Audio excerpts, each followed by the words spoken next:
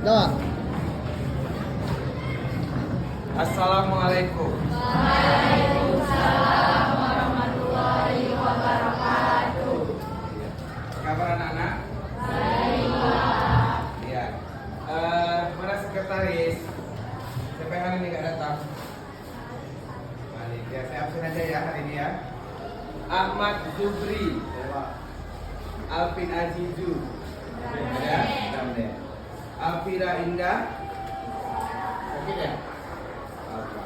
Almira, Afrila Aginta, Audia Saputra, Aulia Putra, Aulia Ulfa, Daril Alfarabi, Deni Ramadan, Eniana, Ferli, Andrea, Fitria Damayanti, Hilmi Faturrahman, Alfa, Jamuir, Jessica Teresia, Kania Almira, M. Malik, Maulida Handayani, Muhammad Rizky Abdillah, Muhammad Abdal Zikri, Muhammad Ridho, Musfiyati Amanda, Nabila Fairuz, Najril, Nur Fanisa, Nurul Husna, Pradila,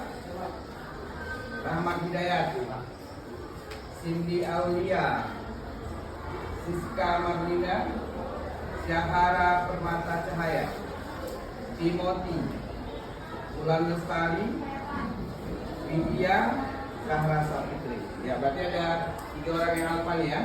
Nah, nanti tolong kabarin ke BP apa cerita yang apa ini. Nah, sekarang kita akan memasuki materi kita ya. Yang pertama itu adalah mengenali dan menerapkan perangkat kecerdasan artifisial, atau kalau kita sering dengar zaman sekarang ini adalah AI ya. Jadi kalau dulu itu dibilangnya AI, sekarang KKA namanya ya. Jadi nanti next ke depan kita ada pelajaran lah istilahnya ya. Namanya apa? KKA. KKA itu adalah kecerdasan coding dan kecerdasan artifisial. Nah, dengan nama lain adalah AI. Nah, di sini apa sih Pak itu kecerdasan artifisial atau artifisial gitu ya? Nah, yang pertama sistem komputer yang dapat kita meniru kecerdasan manusia. Ya, berarti kita dapat menggunakan AI itu untuk membantu apa kebutuhan kita. Ya, dengan apa? Ada di sistem komputernya. Ya. Yang kedua, mampu belajar, menganalisis dan mengambil keputusan dengan cepat. Benar, AI itu. Ya, nanti kita contohkan AI apa yang kita bisa gunakan. Ya.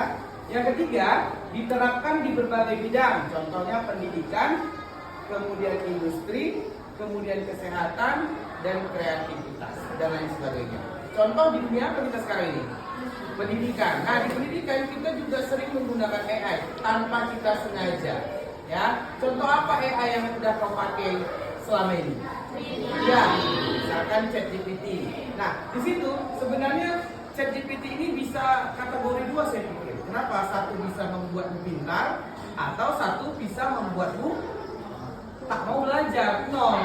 Kenapa? Kau tinggal langsung buat, tolong buatkan saya ini. Nah, di situ keluar semuanya. Berarti kamu tinggal nulis atau kami tinggal copy paste saja, ya kan? Gak ada proses berpikir di situ. Nah, itu dia. Tapi kalau kau gunakanlah AI itu sebagus mungkin, maka akan dapat menghasilkan hal yang baik. Ya. Nah, kemudian di sini ada katanya apa ya? Ragam perangkat AI yang sangat populer. Nah, ini harus kamu ketahui. Selain ChatGPT apalagi gitu kan? Selain ChatGPT apalagi Pak yang bisa saya gunakan untuk membantu saya dalam pendidikan ataupun dalam kehidupan sehari-hari lah, ya. Yang pertama, asisten virtual. Itu seperti apa? ChatGPT tadi yang kita gunakan. Kemudian kemudian Google Assistant, kemudian ada Siri dan lain sebagainya ya. Kemudian All Creative itu .i ya. Jadi ada menunya. Kemudian untuk Canva ya, siapa yang udah bisa gunakan Canva? Ya minimal kau tahu lah Canva itu apa. Canva itu iya benar ya. Kemudian kalau kita mau menganalisis data ya nggak usah pakai Excel lagi. Kalau dulu kita gunakan pakai Excel untuk menjumlahnya, untuk merangkumkan, untuk mengurutkan dan lain sebagainya. Nah, tapi di sini sudah bisa kita gunakan banyak AI yang bermunculan. Salah satunya adalah Power BI. Ya. Kemudian ada Tablet AI dan seterusnya. Di industri banyak juga yang bisa kita gunakan kalau di dunia industri. Apa aja di situ? Ada sistem robot industri, ada juga sistem prediksi. Ya banyak lah, ya banyak yang bisa kita gunakan. Selain ChatGPT yang selalu kau gunakan, selain ChatGPT, Canva, gitu kan? Banyak AI yang bermunculan. Salah satunya yang paling dekat dengan kamu adalah Meta AI. Ya di WA, di WhatsApp ada di Meta kan? Nah, kalau memang kau nggak tahu sekarang di dunia pendidikan ini dari sebuah kata, misalnya kata apa yang lagi hits sekarang, yang lagi hits, apa kira-kira? Kata apa yang hari ini yang lagi happening? Apa kira-kira? Nah, misalkan aja lah suatu kata apa yang lagi happening, tapi kok nggak tahu artinya. Nah, jadi di situ kalau langsung buka Meta AI, tolong artikan dari kata ini misalnya. Nanti dijelaskan itu. Oh, ini adalah ini. Apakah Anda puas? Belum. Nah, dibalasnya lagi sedetail mungkin. Itulah AI yang bekerja.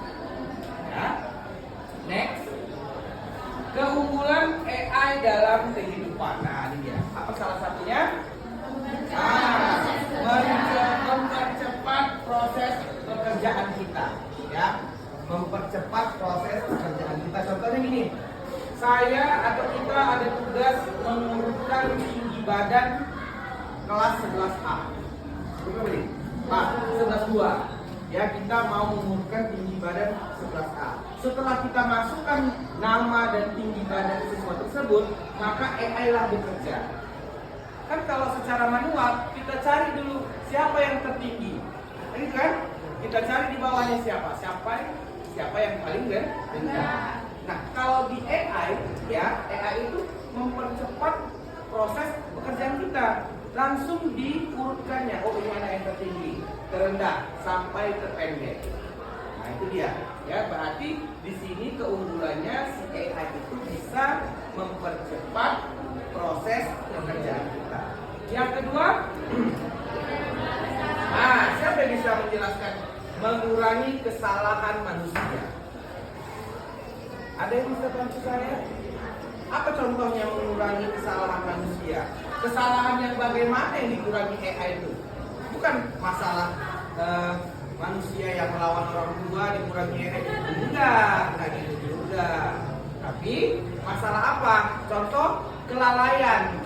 Contoh apa tadi? Mengurutkan data tinggi badan. Kalau kita manusia pasti silap. Oh ada satu yang tak termasuk, gitu kan? Tapi kalau di AI nggak mungkin ada yang silap, ada yang kurang, ada yang loncat, nggak mungkin. Ya, dia pasti terurut dari yang tinggi sampai yang terendah. Yang ketiga, membuka peluang inovasi.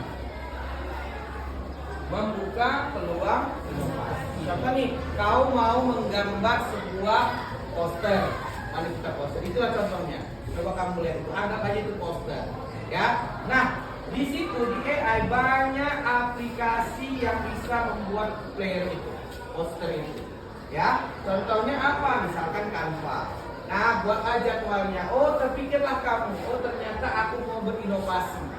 Nah, di Canva itu, AI itu membuka banyak inovasi oh aku mau buat seperti ini. Ternyata setelah aku buka-buka, oh aku ada jumpa ide. Apa idenya? Aku buatlah temanya merah putih. Ini kan? Kenapa? Pas kebetulan 17 Agustus. Oh, aku mau buat Pak di merah putih itu temanya ada bendera. Ini kan? Bendera apa? Bendera merah putih. Nah, setelah itu Pak ada begini. Kan keluar inovasi, ya enggak? Nah, itulah dia bisa membuka peluang inovasi bagi kamu yang ingin berinovasi.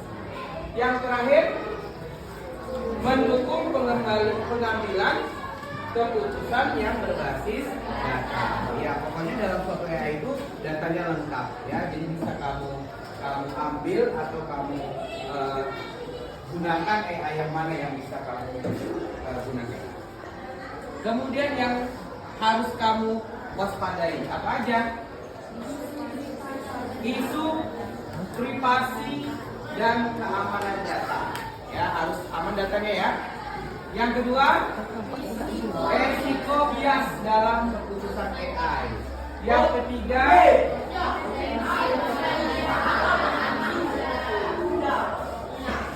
potensi pergantian pekerjaan manusia. Artinya apa tuh yang nomor 3? Potensi penggantian pekerjaan manusia. Takutnya next generation apa setelah Gen Z?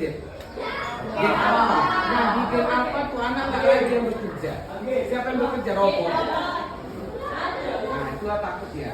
Takut berpotensi penggantian pekerjaan manusia. Yang terakhir,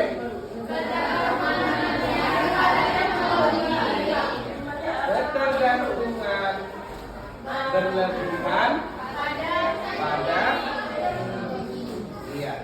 Artinya apa tuh kira-kira? Siapa yang bisa ya? Siapa yang bisa menjelaskan ketergantungan berlebihan pada teknologi? Jadi kita gantung, oh kalau nggak ada ChatGPT kita bisa belajar. Kira-kira siapa yang bisa menjelaskan? Kalau bisa?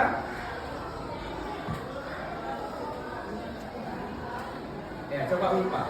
Saya mau dengar dari penjelasan temannya. Bagaimana ketergantungan berlebihan pada teknologi? Aku bagus atau enggak? Bagus nggak kita kalau selalu ketergantungan? Nah, nggak bagus. Kenapa? Apa akibatnya? Coba jelaskan. Karena membuat kita menjadi lebih malas dan membuat kita menjadi lebih bodoh untuk mempelajari hal-hal yang sebelumnya. Ya. Oke, bisa ada yang lain? Ya benar ya. Satu, kalau kita ketergantungan atau kecanduan dengan ini, ya kita kan nggak bisa buat apa-apa. Kalau ada pun soal, ya udah tinggal kita cari di ChatGPT kan. Apa kekurangannya? Ya kita nggak tahu apa-apa, kita malas, kita nggak bisa berinovasi. Nah itu dia. Itu pula lah kekurangannya kalau kita kecanduan. Tapi kalau tidak, ya nggak apa-apa. Kalian gunakan ChatGPT ini untuk membantu prosesnya aja. Boleh, nggak ada masalah, bagus sekali pun. Tapi jangan plak itu yang kau ambil. Kau tanya, ini kok dari mana? Ini kok bisa seperti ini? Gitu, ya. Jadi adalah untuk ada plus minusnya ya. Kemudian studi kasusnya, apa tuh katanya? Menggunakan ChatGPT untuk membuat Ini dalam dunia pendidikan. Ya, guru juga bisa menggunakan ChatGPT untuk membuat materi pelajaran. Contohnya kemarin juga saya cari soal latihan itu dari ChatGPT. Ya, bisa saya gunakan dan langsung keluar jalan dan soalnya. Ya, sampai. Yang kedua, siswa memakai AI untuk latihan soal interaktif. Pernah kalian gunakan? Siapa yang pernah menggunakan AI untuk menjawab soal? Nggak Google lah, selain Google apa AI coba. Yang pernah menggunakan AI, contohnya ChatGPT. Hah? Ya siapa? Coba angkat tangan. Ada yang menggunakan? Enggak ada? Oh berarti kerja pakai itu lah. Siapa coba? Nah, apa aplikasi AI yang kau ambil? Selain ChatGPT apa? Meta AI, Gemini ya, Gemini juga bisa. Jadi tinggal kamu searching aja, nanti keluar itu ya. Berarti AI itu membantumu untuk berlatih soal interaktif.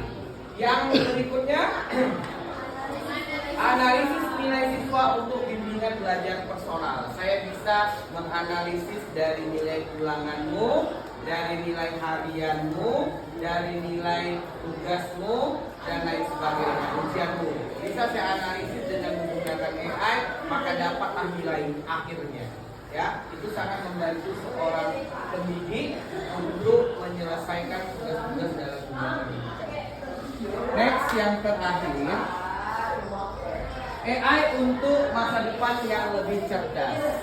Ya, apa itu Pak? AI adalah alat, bukan pengganti manusia.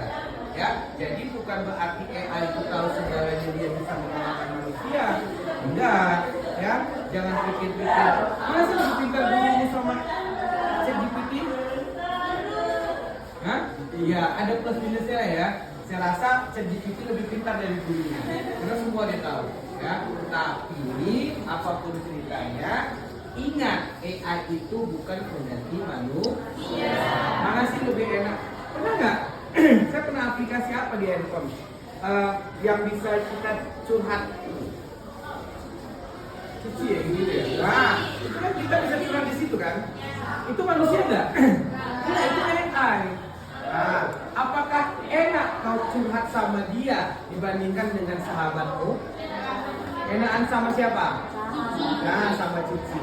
Ya, berarti ya ada kelainan lah maksudnya. Tapi saya pribadi lebih enaklah bercerita dengan manusia. Ya, jadi ingat AI bukan pengganti manusia. Yang kedua, pemanfaatan yang tepat dapat membawa kemajuan.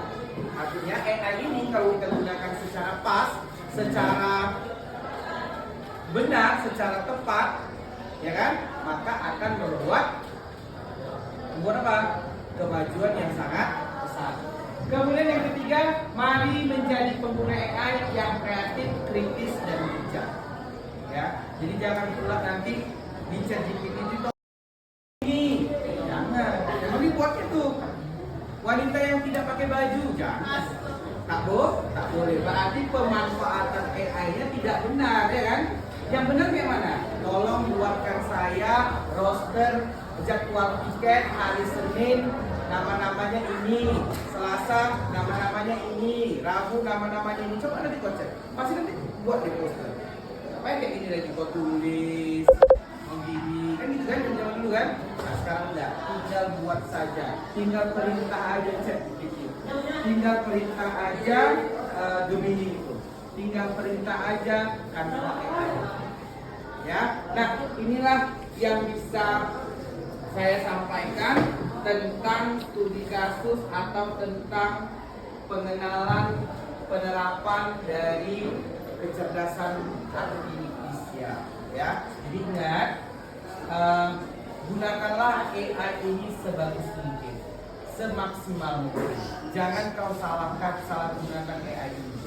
Ya, karena apapun AI itu bukan pengganti manusia.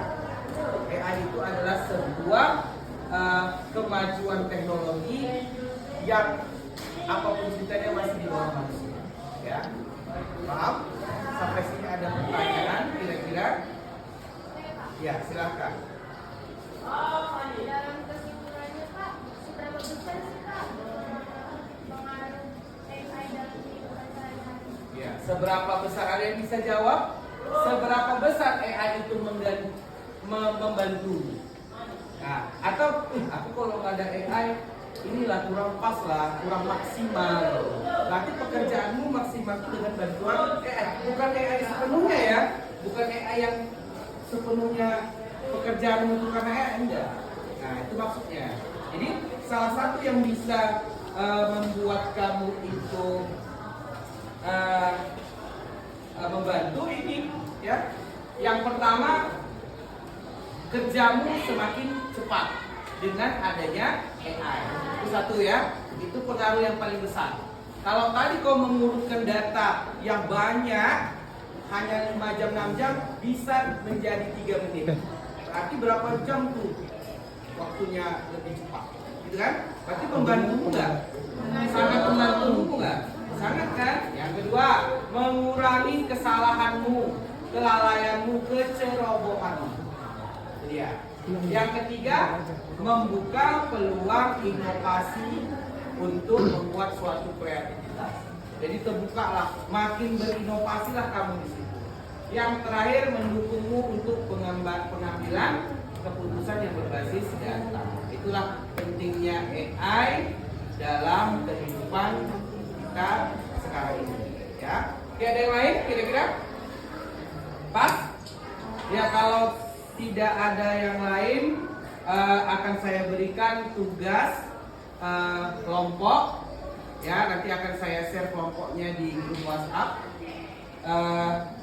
Kalau tidak ada yang ingin ditanyakan, saya akhiri dengan assalamualaikum warahmatullahi wabarakatuh. Selamat pagi, salam sejahtera bagi kita semua.